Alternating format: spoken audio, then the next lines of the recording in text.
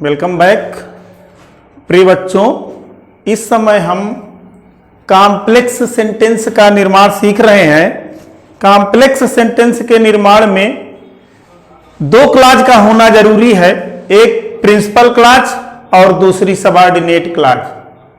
तो हम लोग पढ़ रहे हैं सबऑर्डिनेट क्लॉज तीन तरह की होती है, एक नाउन क्लॉज, एडजेक्टिव क्लॉज दूसरी और तीसरी एडवर्ब क्लॉज। तो अब तक हमने नाउन क्लॉज सीखा, एडजेक्टिव क्लॉज सीखा। आज हम एडवर्ब क्लॉज के बारे में सीखेंगे और एडवर्ब क्लॉज का प्रयोग करके दो या दो से अधिक सिंपल सेंटेंस को मिला करके एक कॉम्प्लेक्स सेंटेंस का निर्माण करना। तो चलिए देखते हैं कि कैसे एडवर्ब क्लॉज का प्रयोग करके दो सिंपल सेंटेंस को मिलाकर एक कॉम्प्लेक्स सेंटेंस बनाते हैं। तो सबसे पहले देखते हैं एडवर्ब क्या होता है और एडवर्ब क्लॉज क्या होती है। एडवर्ब वह शब्द है जो वाक्य में आए हुए वर्ब की विशेषता बताता है।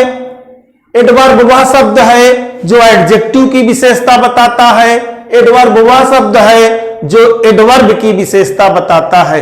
समझने के लिए देख लेते हैं कि कैसे, उदाहरण के माध्यम से समझते हैं कि एडवर्ब क्या होता है। He runs fast. तो यहां जो फास्ट शब्द आया हुआ है, यह रन्स की विशेषता बता रहा है, वह तेजी से दौड़ता है। उसके दौड़ने का तरीका जो है वह तेज है, तेजी से दौड़ता है। तो जो वर्ब के बारे में बात करे, वर्ब के विषय में हमें जानकारी दे, वर्ब की विशेषता बताए, उसे हम एडवर्ब कहते हैं। तो यहां फास्ट एडवर्ब आया हुआ है।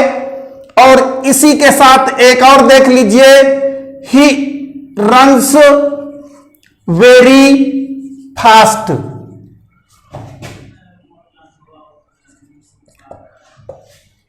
ही रन्स वेरी फास्ट, वह बहुत तेजी से दौड़ता है।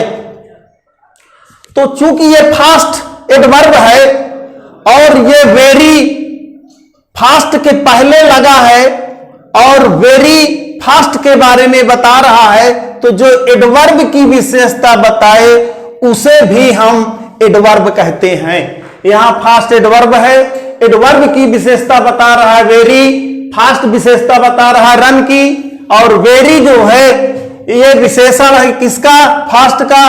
तो एडवर्ब की भी विशेषता बताता है, उसे भी एडवर्ब कहते हैं। दूसरा, ही इज वेरी वाइज, वह बहुत बुद्धिमान है। He is very poor, he is very happy, कुछ भी लगा दें तो यह एडजेक्टिव है और एडजेक्टिव के बारे में जो शब्द का प्रयोग किया गया है, एडजेक्टिव के विषय में जो विशेषता बता रहा है, उस शब्द को हम एडवर्ब कहते हैं। तो एडजेक्टिव की विशेषता बताने वाले को एडवर्ब कहते हैं, एडवर्ब की विशेषता बताने वाले को एडवर्ब कहते हैं, और क्रिया की विशेषता बताने वाले को एडवर्ब कहते हैं। इस तरह से हमने सीखा कि जो एडवर्ब होता है यह वाक्य में वर्ब की विशेषता बताता है, यह एडजेक्टिव की विशेषता बताता है और एडवर्ब की विशेषता बताता है। वह शब्द जो वर्ब की विशेषता बताए, एडजेक्टिव की विशेषता बताए या एडवर्ब की स्वयं की विशेषता बताए, उस शब्द को हम एडवर्ब कहते हैं। इस तरह से हमने सीखा कि एडवर्ब क्या होता है। अब देखते हैं एडवर्ब क्लॉज क्या होती है। एडवर्ब क्लॉज का मतलब उपवाक्य। ये एक वाक्य होता है और छोटे छोटे वाक्य मिला करके एक वाक्य अलग से जो बनाया जाता है उसे हम कॉम्प्लेक्स सेंटेंस कहते हैं। तो दो क्लॉज या दो से अधिक क्लॉज मिलकर के एक दूसरे शब्द का निर्माण करती हैं वह कॉम्प्लेक्स होता है। तो क्लॉज हम समझ रहे हैं, एडवर्ब क्लॉज का मतलब ऐसी क्लॉज, ऐसा वाक्य जो क्रिया की विशेषता बताता हो उसे हम एडवर्ब क्लॉज कहते हैं। पूरा वाक्य जो भी होता है वह पूरा वाक्य क्रिया की विशेषता बताता है। जो वाक्य क्रिया की विशेषता बताता है उस वाक्य को हम एडवर्ब क्लॉज कहते हैं।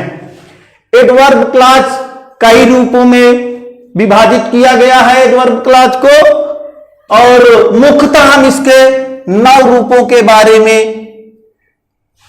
एडवर्ब क्लॉज को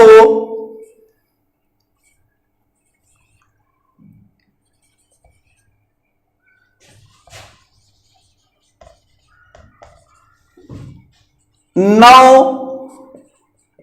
रूपों में विभाजित किया जा सकता है।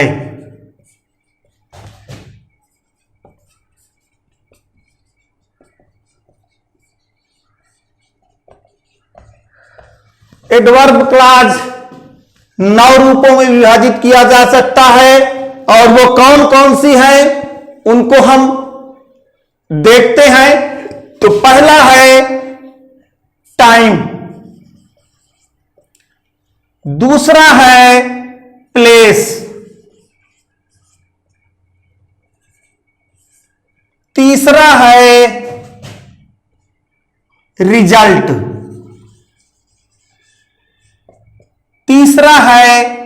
चौथा है रीजन,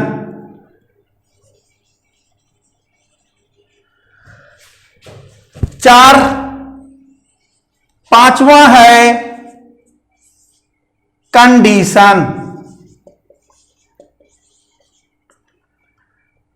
छठवां कंपैरिजन,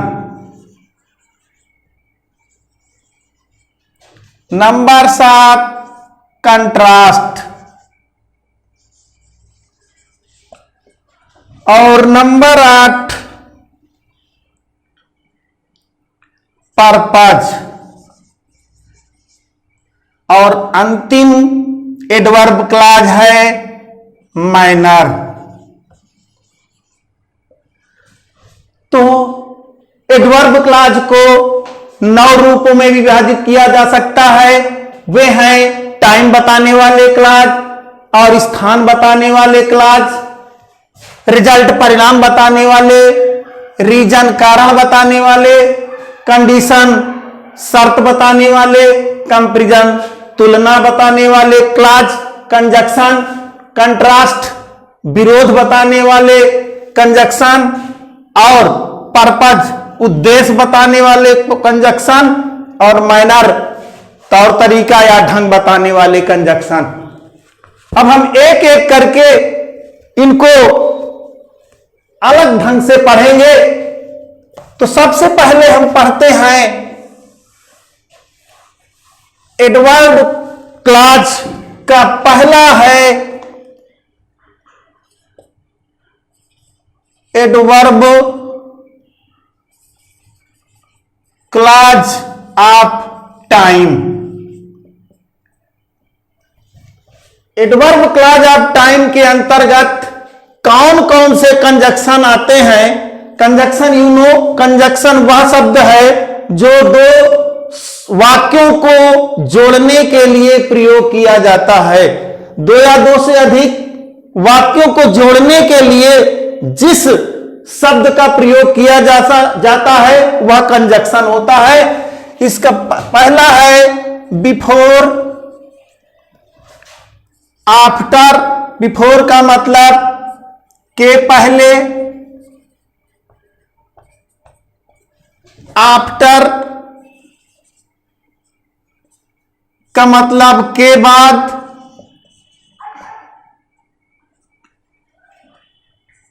एज सून एज जैसे ही या ज्यों ही, ज्यों ही त्यों ही, और ज्यों ही त्यों ही as soon as, till means तक,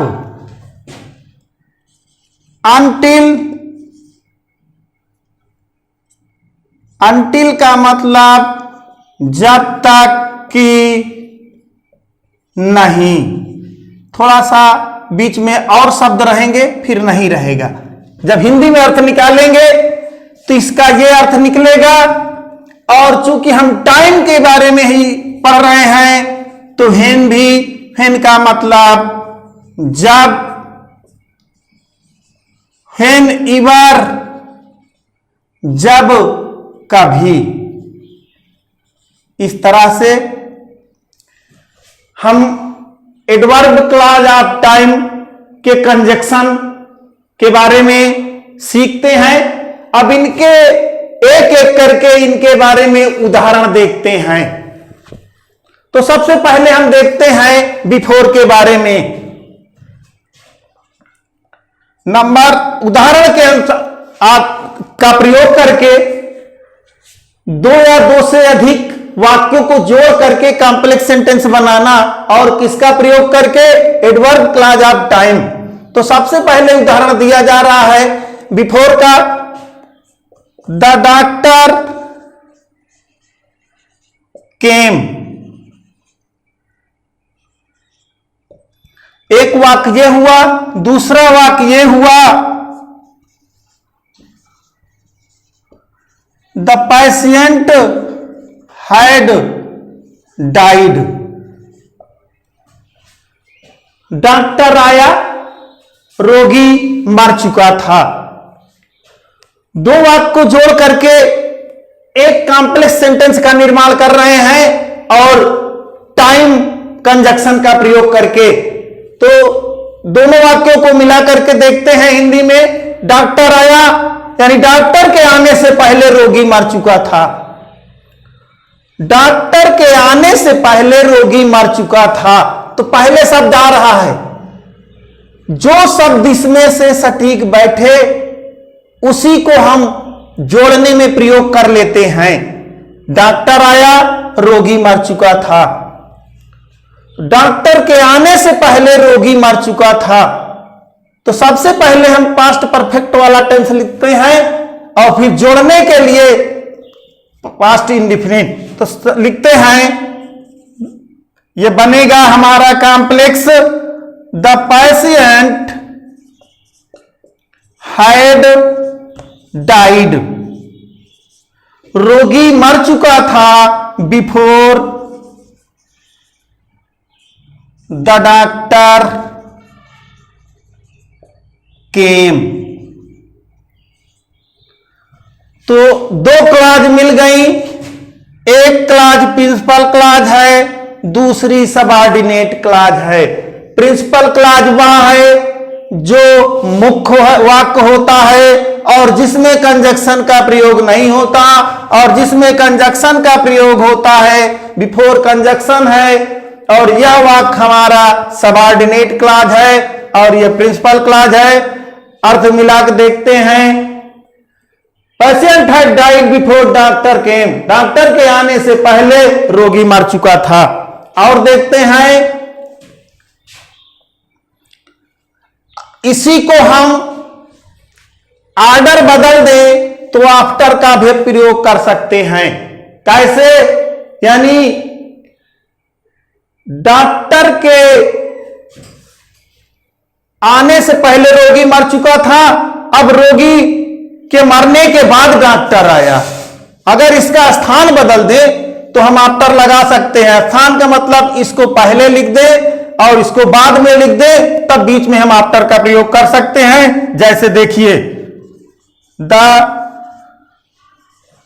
doctor came after the patient had died. दोनों वाक्यों के स्थान को बदल दें तो हम आफ्टर का प्रयोग कर सकते हैं। जैसे कि उदाहरण में कॉम्प्लेक्स सेंटेंस के निर्माण करके दिखाया गया। अब अगला उदाहरण देखते हैं अगले कंजक्शन का। अगला कंजक्शन हमारा है as soon as. As soon as उदाहरण में पहला प्रश्न क्वेश्चन है, द थीप्स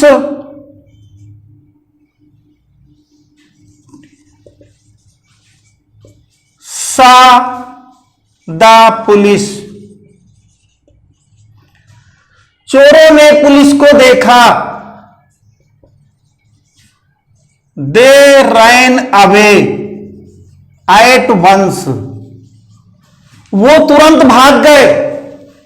अब देखते हैं कि कौन सा लग सकता है। तो यहां देखते हैं, ज्यों ही चोरों ने पुलिस को देखा वे तुरंत भाग गए। दूसरा भी देख सकते हैं, जब चोरों ने पुलिस को देखा तब वे भाग गए। तो यानी व्हेन भी लगा सकते हैं, एज सून एज भी लगा सकते हैं। तो जो हमें उचित लगे, हमारे सामने जो कंजक्शन दिए हुए हैं ये टाइम कंजक्शन है, टाइम शो कर रहे हैं कि किस समय भागा। उस समय भागा जब उसने चोरों को देख लिया। देखना क्रिया है, क्रिया के बारे में जो सूचना दी गई है उसे हम एडवर्ब क्लॉज कहते हैं। उसे हम विशेषण बताने वाले, क्रिया विशेषण बताने वाला शब्द यानी एडवर्ब। एडवर्ब का हिंदी अर्थ होता है क्रिया विशेषण। तो इसको देखते हैं, कॉम्प्लेक्स बनाते हैं। कॉम्प्लेक्स में बनेगा, दो तरह से बन सकता है। तो सबसे पहले बनाते हैं, as soon as the thieves. As soon as the thieves saw the police comma they ran away at once. इस तरह हमने देखा कि कॉम्प्लेक्स किस तरह से बनाया जाता है। जो सटीक बैठे उसी को प्रयोग करके हम कॉम्प्लेक्स सेंटेंस का निर्माण करते हैं। व्हेन का प्रयोग भी किया जा सकता है। कैसे? यहां पे एज सून एज के जगह में व्हेन लगाएं। व्हेन द थीप्स सादा पुलिस कामा, जब चोरों ने पुलिस को देखा वे उसी समय भाग गए। तो इस तरह व्हेन का प्रयोग भी सीख चुके हैं। अब आगे देखते हैं अगला उदाहरण के माध्यम से टाइम क्लॉज कैसे बनाते हैं। The train had left.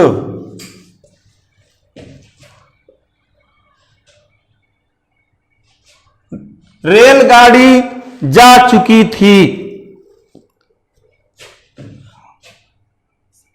They reached the station. वाक्य को पढ़ें। द ट्रेन हैड लेफ्ट, गाड़ी छूट चुकी थी। दे वे रीच द स्टेशन, स्टेशन पहुंचे। जो ही वे स्टेशन पहुंचे तो ही रेलगाड़ी छूट चुकी थी। यह भी लग सकता है। अब उनके पहुंचने से पहले रेलगाड़ी छूट चुकी थी। तो बिफोर का प्रयोग भी कह सकते हैं, उनके पहुंचने से पहले रेलगाड़ी छूट चुकी थी। या ये भी कह सकते हैं, जब वो पहुंचे तो रेलगाड़ी छूट चुकी थी। तो टाइम बताने वाले सारे कंजक्शन का प्रयोग कर सकते हैं जो हमें सटीक लगे। चलिए लगा के देखते हैं। The train had left before they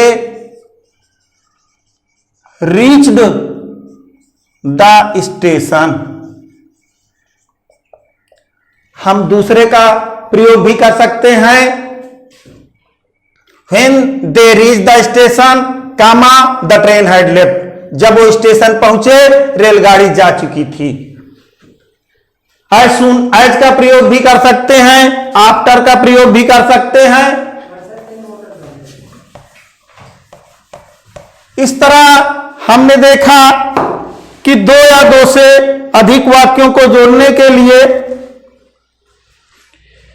he waited for his friend, उसने अपने मित्र का इंतजार किया।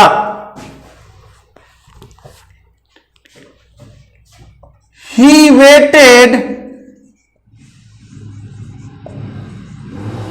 Till his arrival. टिल का मतलब तक। He waited for his friend, उसने अपने दोस्त का इंतजार किया। ही वेटेड, वो इंतजार करता रहा। टिल, जब तक वो पहुंचा नहीं, उसके पहुंचने तक इंतजार किया। तो दोनों वाक्यों को जोड़ते हैं तो वह अपने मित्र का इंतजार पहुंचने तक किया। तो यहां टिल का प्रयोग होगा तक का।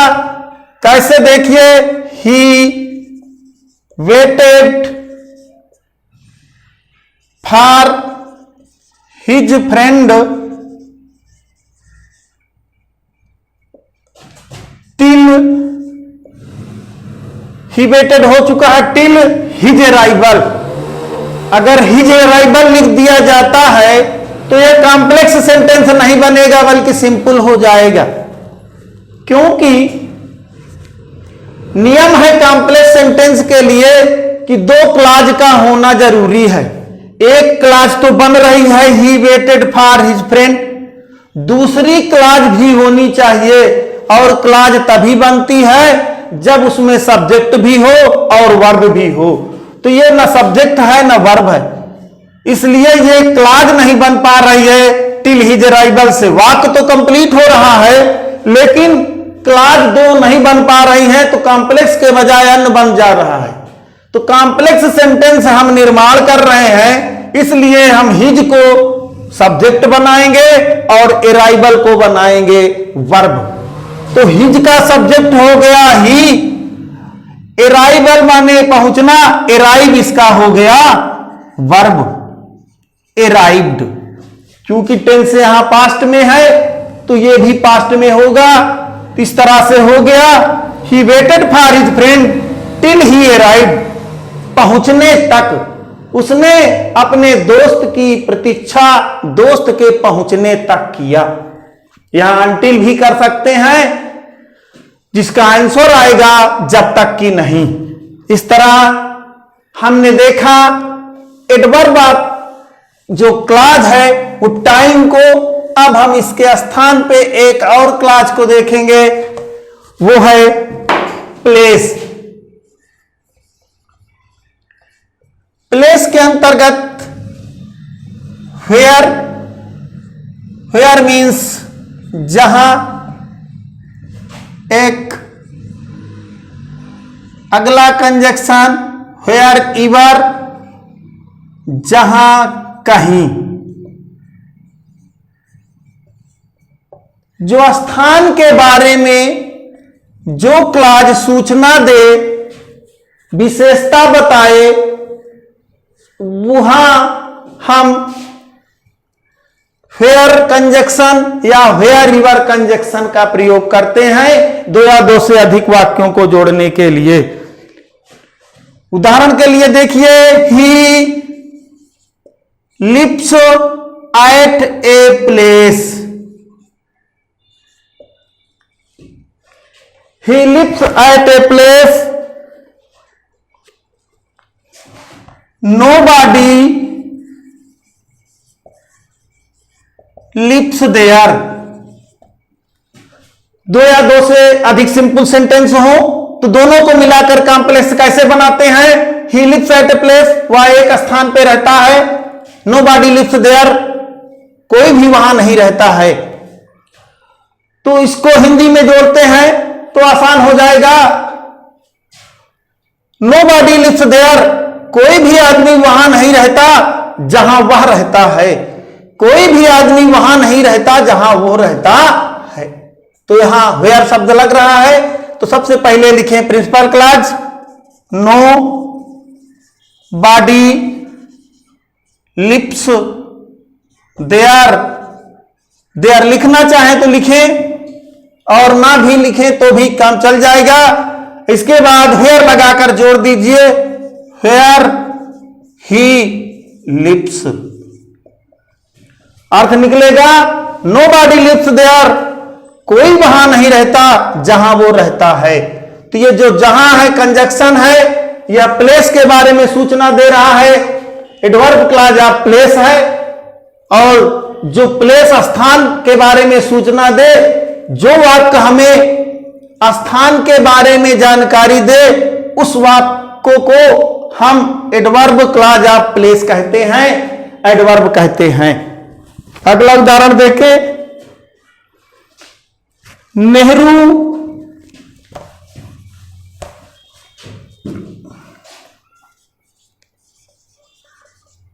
went to many places। पहला वाक्य Nehru went to many places, he was welcomed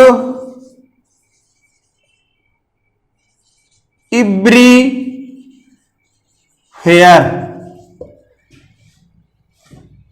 Nehru कई स्थानों में गए, उनका स्वागत हुआ एवरीवेयर, हर स्थान पर, हर स्थान पर उनका स्वागत हुआ। नेहरू जी जहां कहीं भी गए उनका स्वागत किया गया।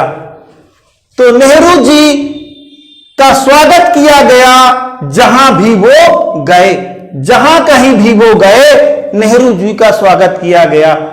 तो एक यहां सबऑर्डिनेट क्लॉज है और एक प्रिंसिपल क्लॉज है।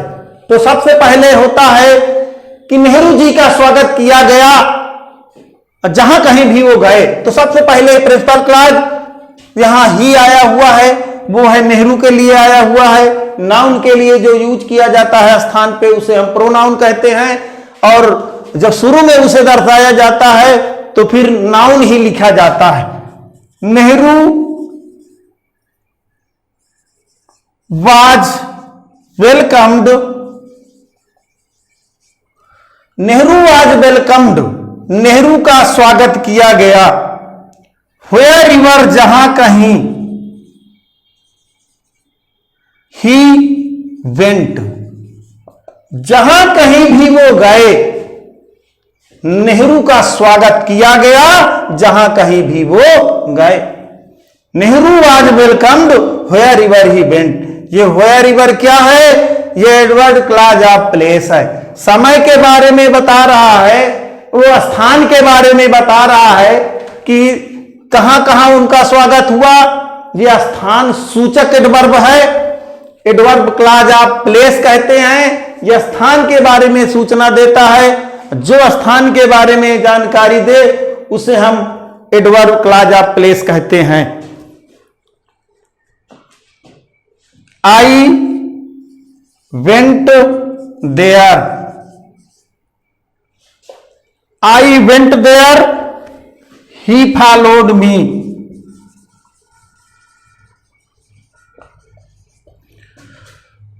मैं वहां गया, पहला वाक्य सिंपल सेंटेंस, ही फॉलोड मी, उसने मेरा पीछा किया।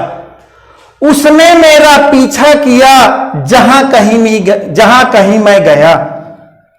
दूसरी तरह से जोड़ सकते हैं, उसने मेरा पीछा किया जहां मैं गया। तो हम दोनों लगा सकते हैं, वेयर भी लगा सकते हैं, वेयरएवर भी लगा सकते हैं। तो जो वाक्य शुरू में लिखा जाएगा वो प्रिंसिपल क्लॉज होती है, और जो बाद में लिखी जाती है वो सबऑर्डिनेट क्लॉज होती है। तो देखिए कॉम्प्लेक्स सेंटेंस का निर्माण किया जा रहा है। He followed me,